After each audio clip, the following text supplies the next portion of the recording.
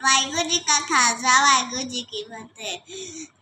सगल द्वार को छाड़ के गया तुम्हारो द्वार, महंग है की लाज आस गोविंदास तुम्हारा।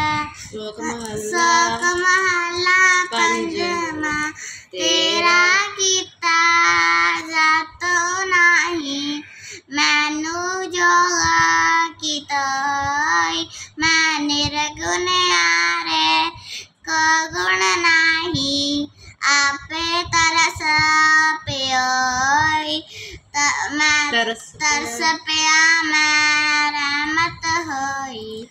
सतगुर सजन मिलिया नानक नाम मिले ता जीवा, तन मन थीवा हरिया। वाहिगुरु जी का खालसा वाहिगुरु जी की फतेह।